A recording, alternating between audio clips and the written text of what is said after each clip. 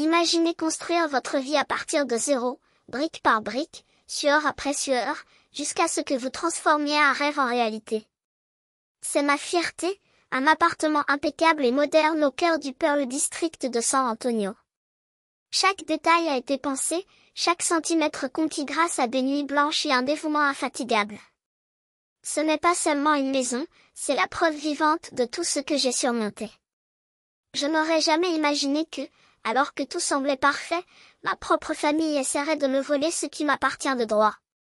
Il y a quelques semaines, mes parents ont convoqué une réunion de famille ici même, dans mon salon. Je pensais que c'était juste un moment pour se reconnecter, peut-être une chance d'effacer des années de distance avec un câlin. Mais lorsqu'ils se sont assis à côté de ma sœur cadette et de ses 2 enfants, l'ambiance a changé. Mon père s'éclaircit la gorge en me regardant dans les yeux avec une fermeté qui me glaça le sang. Nous avons décidé que ta sœur avait plus besoin de cet appartement que toi.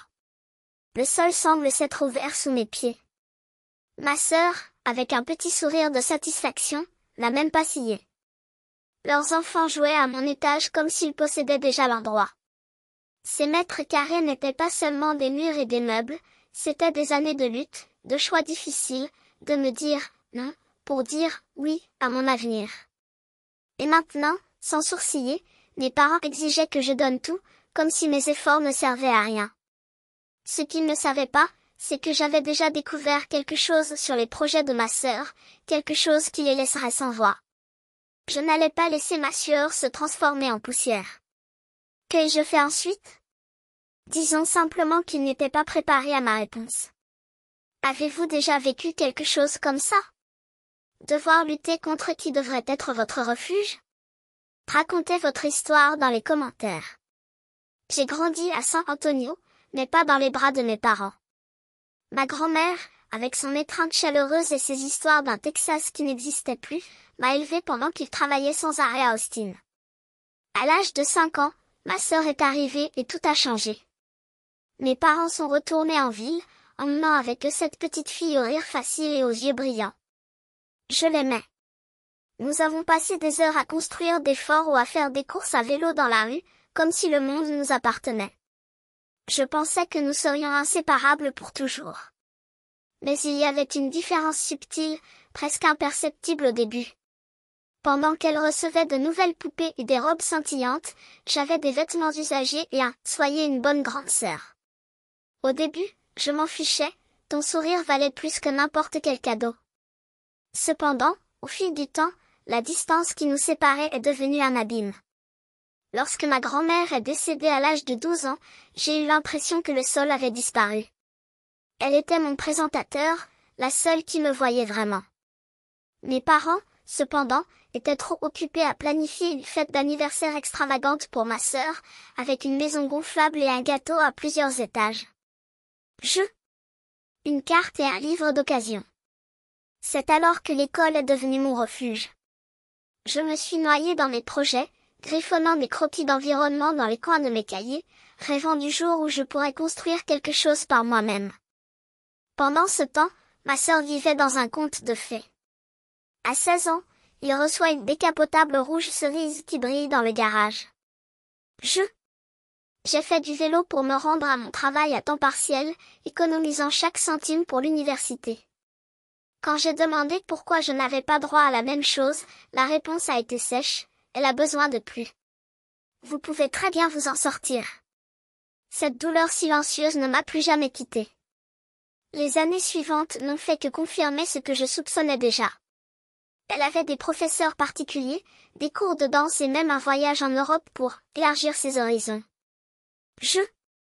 Il travaillait le week-end dans un restaurant, économisant de l'argent pour acheter du matériel artistique. Je rentrais à la maison et la trouvais allongée sur le canapé, avec son nouveau téléphone portable, pendant que mes parents la félicitaient pour chaque petite chose. Une fois, j'ai essayé de parler, de lui demander pourquoi la balance penchait toujours vers elle. Ma mère a soupiré, tu es forte. Tu n'as pas besoin de tant d'aide. Mon père ajoutait, la famille est un sacrifice. J'ai hoché la tête, mais à l'intérieur je me sentais transparent. Aujourd'hui, je comprends comment cela m'a façonné. Chaque « non » me faisait avancer, chaque déception me faisait prouver que je n'avais pas besoin de leur approbation. Mais cela a aussi construit un mur entre nous.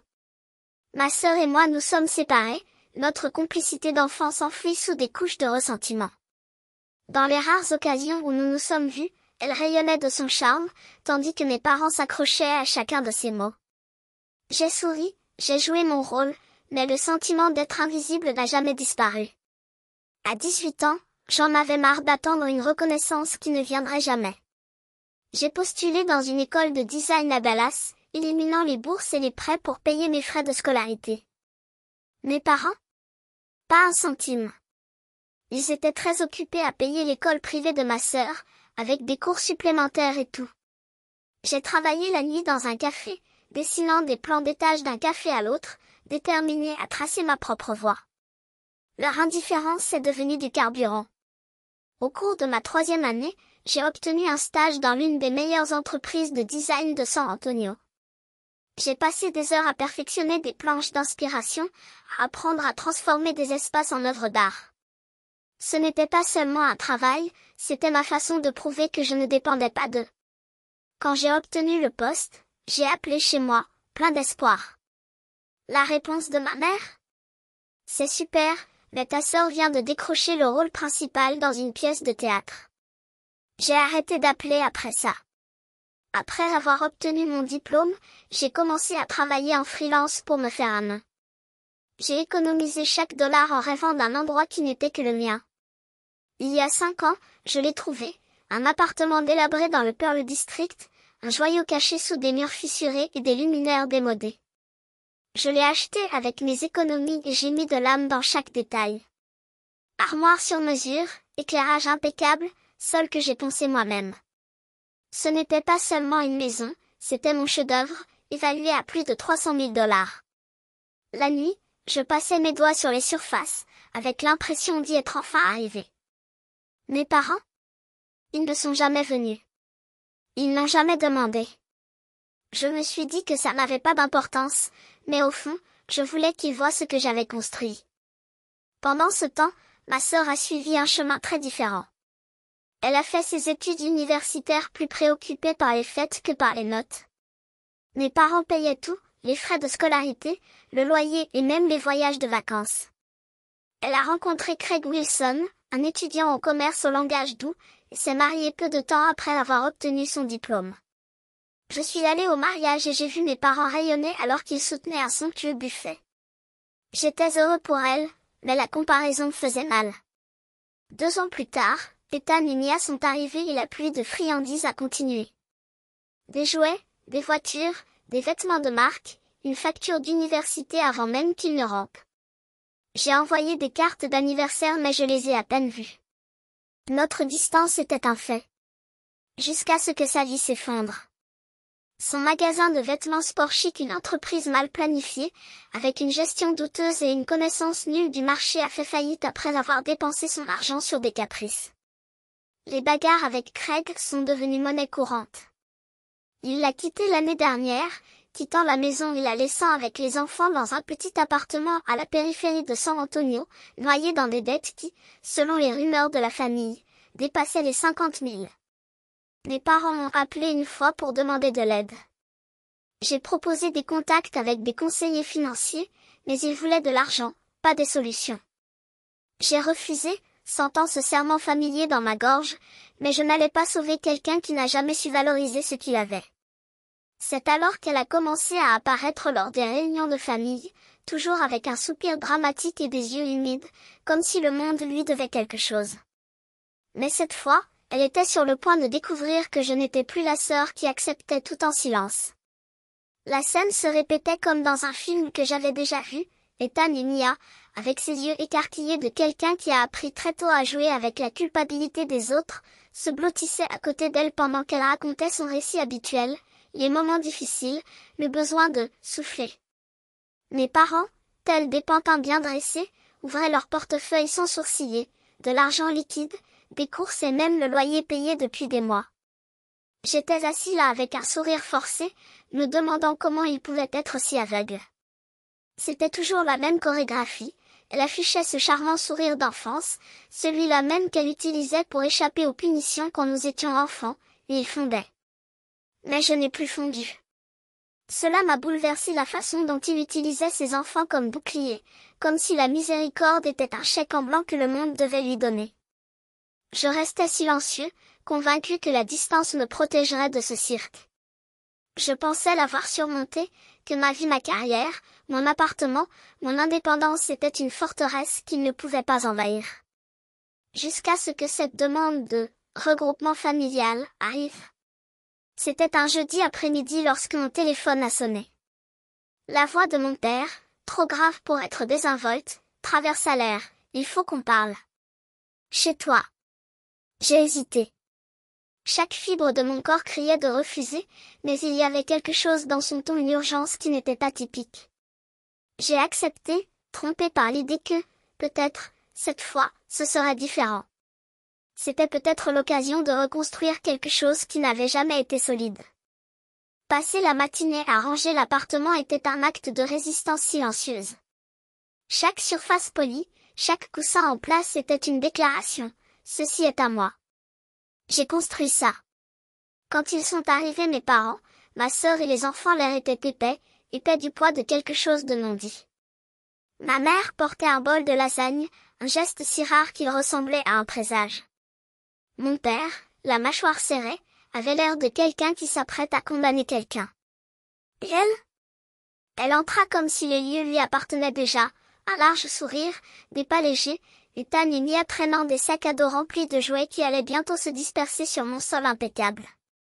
Nous nous sommes assis dans le salon. Les enfants se tortillaient sur mon canapé crème, que j'avais choisi après des mois de comparaison de tissus. J'ai proposé du café, essayant de maintenir une façade de normalité, mais mon père n'a pas perdu de temps à tourner autour du pot. Nous devons parler de quelque chose d'important, dit-il en joignant les mains comme s'il s'agissait de conclure un accord. Ta sœur et les enfants ont besoin d'un foyer stable. Nous pensons que vous devriez lui offrir cet appartement. Les mots tombèrent comme une lame entre les côtes. Ma mère hocha la tête, doucement venimeuse. C'est pour les petits-enfants. Ils méritent mieux que cet horrible loyer où ils vivent. Je les ai regardés, abasourdis. Mon appartement. Ma réussite. Des années de nuit blanche, des factures serrées, des choix douloureux, tout se réduit à un « donne-le-lui », comme s'il s'agissait d'un jouet emprunté. Ma sœur? Il ne fit même pas semblant d'être surpris. Il s'est penché en arrière sur le canapé, a bu une gorgée du café que je lui avais servi et a regardé autour de lui, comme s'il mesurait déjà l'endroit où il placerait ses tableaux. C'est parfait pour les enfants, commenta Tei avec désinvolture. Beaucoup d'espace, de bonnes écoles à proximité. Mes doigts s'enfoncèrent dans les accoudoirs de la chaise. C'est ma maison, ma voix était étranglée. J'ai travaillé pour ça. Pourquoi ne fait-elle pas la même chose? Le regard de mon père s'est aiguisé. La famille s'entraide. Ils ont des difficultés. Pas vous. Ma mère ajouta, douce comme un couteau. Tu vas bien. Tu peux trouver un autre endroit. Ces mots. Toujours ces mots. Le même scénario d'enfance. Mes rêves étaient des exagérations, mes réalisations, de la chance, mes limites, de l'égoïsme. Cela fait encore plus mal quand cela vient de ceux qui devraient vous défendre. Et puis vint le coup final. Ethan et Mia, lassés de la tension, ont sorti des marqueurs de leur sac à dos et ont commencé à gribouiller sur les murs. Mes murs. Le rouge vif transperce la peinture immaculée que j'avais choisie avec tant de soin. Je restais figé, attendant exigeant qu'elle les arrête. Mais elle haussa simplement les épaules. Les enfants sont comme ça. Je me suis précipité pour leur retirer les marqueurs des mains, mais le mal était fait. Ces lignes épaisses étaient comme un avertissement, ceci est déjà à nous. Je les regardais, m'attendant à un peu de gêne, à un « désolé », à n'importe quoi. Au lieu de cela, j'ai reçu un sourire satisfaisant, comme si j'avais déjà la clé en main. Mes parents? Silence. Son silence était plus fort que n'importe quel cri. Quand ils sont partis, je me suis retrouvée seule au milieu de la pièce, regardant les marques rouges qui tachaient désormais mon refuge. Ce n'était pas seulement la peinture. C'était le sentiment d'avoir été vidé comme s'ils étaient entrés là non pas pour visiter, mais pour prendre. Il ne s'agissait pas de l'appartement. C'était à peu près la façon dont, une fois de plus, ma vie avait été jugée moins importante. J'ai essayé de le nettoyer. Je me suis frottée jusqu'à ce que mes mains me fassent mal, mais les marques ne disparaissaient pas. Chaque tache était un rappel. Pour elle, ma maison n'était pas un chez-soi. C'était un atout. Et elle agissait déjà comme si c'était le sien. Cette nuit-là, allongée sur le canapé, j'ai regardé le plafond comme s'il avait des réponses. Pendant des années, j'ai lutté pour construire quelque chose qu'ils ne pouvaient pas détruire. Et ils étaient là, à nouveau, les mains tendues, attendant que je leur remette tout avec un baiser. Mais il y avait quelque chose de plus. Quelque chose qui ne correspondait pas au récit de la sœur désespérée. La façon dont elle regardait autour d'elle, comme si elle était déjà en train de calculer. Ce sourire est trop. La confiance de quelqu'un qui avait déjà planifié son prochain déménagement. Elle ne faisait pas que demander. Je manœuvrais. Et je n'allais pas le laisser partir à bas prix. L'argent a toujours été le fil qui dénoue les masques dans ma famille. Il n'a pas fallu longtemps pour que les soupçons se confirment. Elle devait 50 000 $, endettée par la boutique en faillite et des cartes de crédit qu'elle n'a jamais payées. Kevin n'a trouvé aucune trace indiquant qu'elle avait consulté mes parents au sujet de l'évaluation. Elle avait agi seule, dans l'ombre, comme toujours. Elle est désespérée, dit-il en faisant glisser le rapport sur la table. Des gens comme ça feraient n'importe quoi. Je les remerciai, mais mon esprit s'emballait déjà. Ma sœur n'était pas seulement privilégiée. Elle était une stratège, utilisant la confiance aveugle de nos parents comme monnaie d'échange. J'avais pensé à la confronter sur le champ, mais je savais qu'elle allait tout déformer, jouer la victime, comme toujours. Mes parents, bien sûr, la croiraient, comme ils l'ont fait avec l'héritage de grand-mère.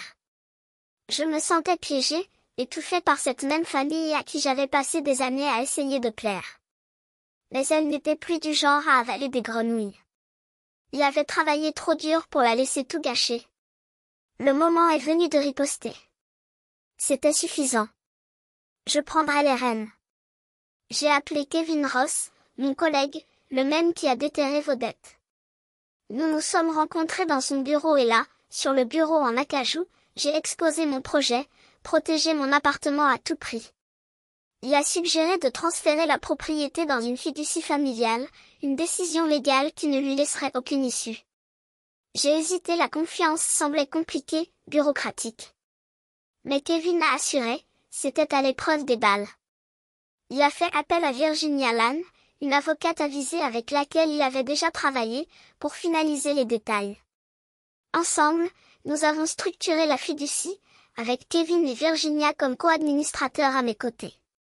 Mon appartement, mon sang, ma sueur et mes larmes étaient désormais protégés. Rien de ce que ma sœur a essayé n'y parviendrait. Une fois cela réglé, je savais que je devais affronter ma famille de front. J'ai invité mes parents, Thomas et Carol, et elle a dîné au Pearl District, un endroit neutre et élégant où je pouvais tout exposer sans distraction.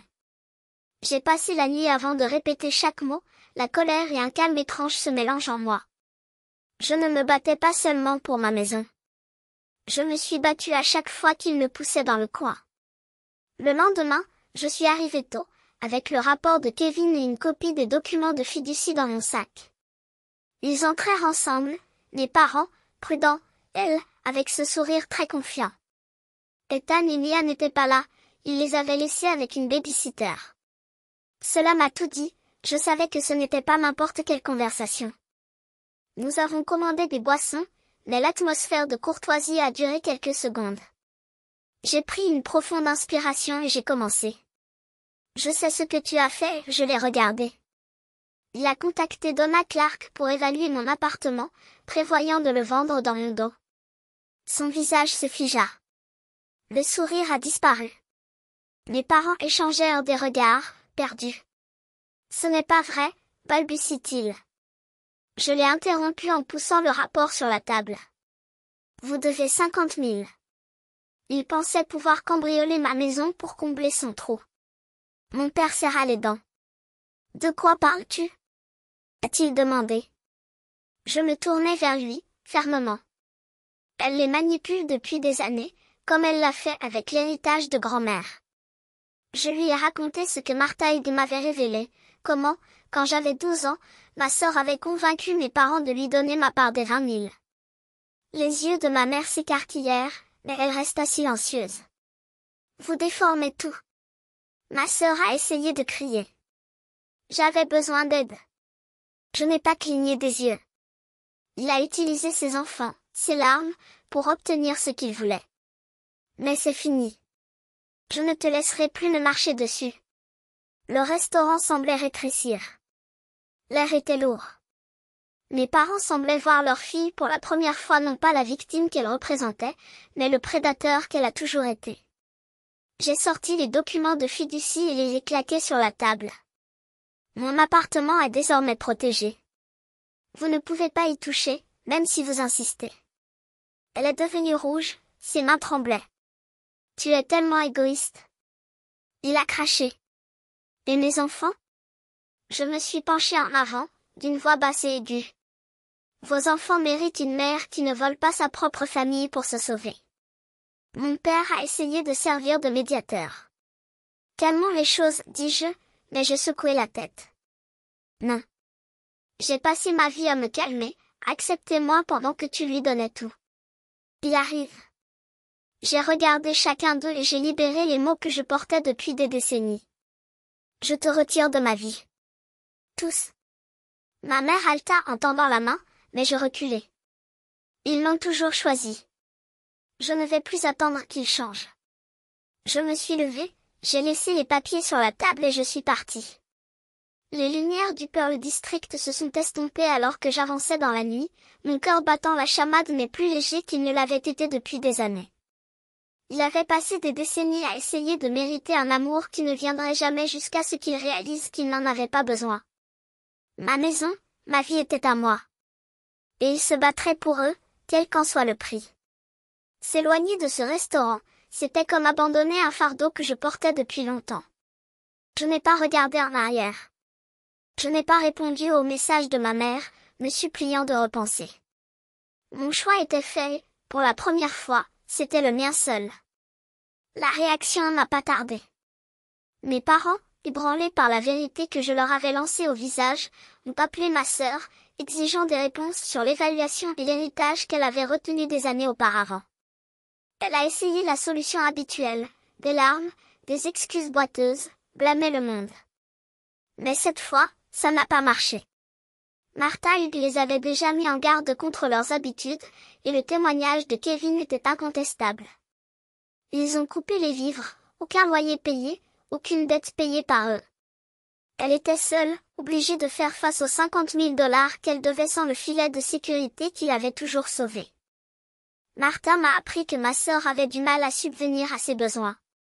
Elle a obtenu un emploi de gérante de magasin, travaillant des heures éreintantes pour payer les factures, mais la dette l'a écrasée. Ethan et Mia ont été transférés à l'école publique, sans le matelas de luxe fourni par mes parents. Elle m'a écrit une fois, une excuse foireuse mêlée de plaintes sur l'injustice de la vie. Je n'ai pas répondu. Ces mots sonnaient creux, comme une énième tentative pour me ramener dans son chaos. Il avait déjà passé des années à nettoyer ses dégâts émotionnels, financiers et moraux. Je n'irai plus. Mes parents ont essayé aussi, avec des messages sur l'unité familiale. Je l'ai éteint sans m'entendre. Son silence quand j'étais enfant, son favoritisme avait construit un mur qu'il n'était pas pressé d'abattre. Au lieu de cela, je me suis plongée dans la vie que je m'étais construite. Ma carrière de designer d'intérieur décollait, j'ai signé un contrat avec un hôtel-boutique du Pearl District, transformant son rôle en un espace qui fait tourner les têtes. Mes journées étaient remplies de rencontres, de croquis, de recherches de matériaux qui racontaient des histoires. Je comptais sur mes amis Kevin Ross, qui n'était plus seulement un collègue, et d'autres qui m'encourageaient lorsque ma famille tournait le dos. Nous nous sommes rencontrés à Gloria, au milieu des rires, des tacos et des margaritas, son soutien m'enracinant comme le sang ne pourrait jamais le faire. Mon appartement, en sécurité avec Kevin et Virginia comme co-tuteurs, était à nouveau le mien. J'ai repeint les murs, effaçant les dernières traces des crayons d'Ethan et Mia. Chaque virage récupéré était une victoire. Parfois, tard dans la nuit, je m'asseyais sur le porche de mon appartement, les yeux perdus dans les lumières de San Antonio, et je revivais tout ce que j'avais laissé derrière moi. Ce n'était pas seulement la famille que j'avais choisi d'abandonner, c'était la version de moi-même qui, pendant des années, m'était épuisée à essayer de mériter un amour qui n'existait que sous certaines conditions. J'ai grandi en croyant qu'aimer était synonyme de s'annuler, que je devais me démanteler lentement pour les garder proches. Mais avec tout ce que j'offrais, ils en prenaient davantage, ma confiance, mon héritage, ma maison. Briser ce cycle n'était pas un acte de courage, c'était une intervention chirurgicale sans anesthésie. C'était comme s'il arrachait les veines de sa propre poitrine. Mais c'était le seul moyen de survivre. Aujourd'hui, je regarde en arrière et je vois la leçon gravée dans les flammes, protéger ses limites, parfois, signifie tracer une ligne dans le sang. Il ne s'agit pas d'égoïsme. Il s'agit de ne pas les laisser vous manger vivants. Ma sœur, avec ses pièges déguisés en affection, mes parents, aveuglés par l'avidité qu'ils appelaient « famille », m'ont appris que l'amour ne peut pas être une monnaie d'échange. Si je n'avais pas renfermé mon appartement dans une fiducie, si je ne m'étais pas levée de ce dîner et n'étais pas partie sans me retourner, je serais toujours là, courbée sous le poids de leurs exigences, écrivant des chèques avec mon propre nom en blanc. Maintenant, respire. Je n'existe pas seulement, je m'épanouis. Et s'il y a une chose que je pourrais crier à tous ceux qui doutent encore, c'est bien celle-ci, défendez votre cœur comme un territoire en guerre. Votre maison, votre paix, votre santé mentale ne sont pas négociables. Parfois, le choix qui fait le plus mal tourner le dos et aller de l'avant est le seul qui vous sauve. Parce que la liberté n'est pas ce qui reste après avoir tout donné. La liberté est ce que l'on retrouve lorsque l'on cesse de céder.